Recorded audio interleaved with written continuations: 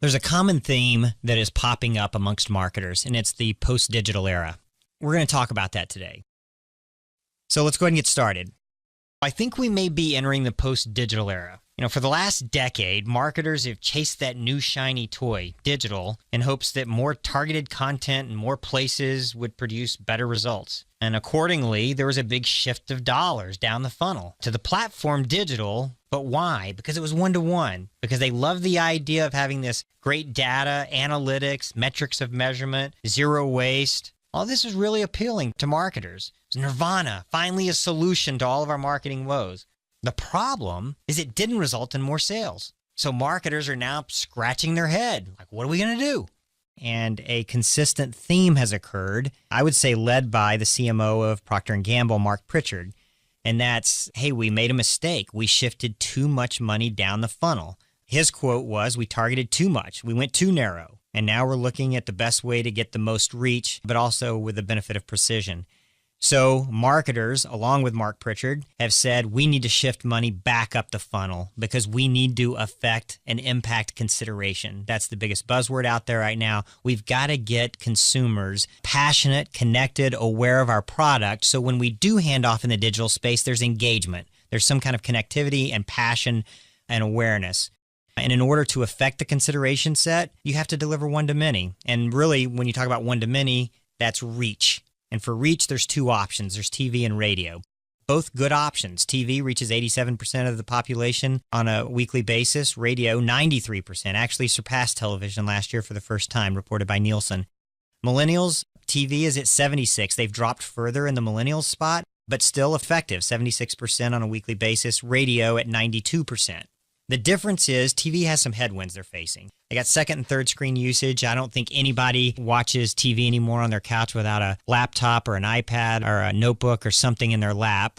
And as soon as they're not engaged in their program, commercial comes on, they're down looking at their screen. The second thing is time shifting. A challenge that every marketer faces that has used TV is what do we do about the time shifting and how do we address that? CPMs continue to increase, mainly because TV has done a good job on remaining sexy. It's a sexy platform, and so they've been able to drive not only CPMs but volume over the last few years despite fragmentation. Radio is a little bit just the opposite. The reach continues to be the largest in the U.S., but it's also on a roll right now. It's got some tailwinds. Broadcasts are up 7%, podcasts are up 33%, streaming up 14%. You get the idea. And CPMs have continued to go down. So it's a really effective, efficient way to deliver scale. An interesting fact to support the momentum of sound, the number one selling electronics item in the last 2 years, headphones. We live in the earbud generation where there was a time when you wouldn't leave your house without your keys, your wallet, and your phone. But now it's your keys, your wallet, your phone, and your headphones. Another thing that marketers are struggling with is we just live in a distracted economy. The fact is that in 2012, the average attention span was 12 seconds. Today, it's 8 seconds. Put things in perspective, the attention span of a goldfish is 9 seconds, which means I have lost you multiple times over the course of this presentation because that's just who we are. I talked about time shifting and you were thinking about your favorite show on television and I lost you for 4 or 5 seconds and you came back in.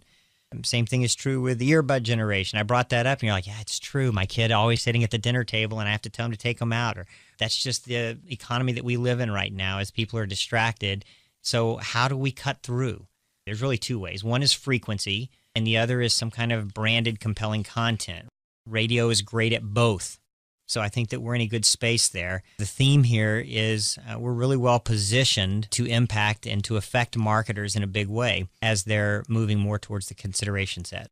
So to put a wrap on this, I think if we go back up and look at the funnel, marketers have recognized that the shift was too much into the digital. They're not going to give digital up, nor should they, because the data is so rich that you get. But everybody has pretty much recognized the need to move more money into the consideration set and provide some kind of warm lead so there's branded search or connectivity further down the funnel. The other thing I'll just address before we close up is this no waste idea that, hey, that one-to-one targeting delivers the exact person that I want. If I want a 25, 54-year-old male with a household income of 100,000 plus that's looking for a luxury automotive, then boom, I can do that on a one-to-one space. And that's what's exciting about it. But when you dig in a little bit further, I know Anheuser-Busch, got a chance to talk to their leadership team, said, look, we target men 21-34.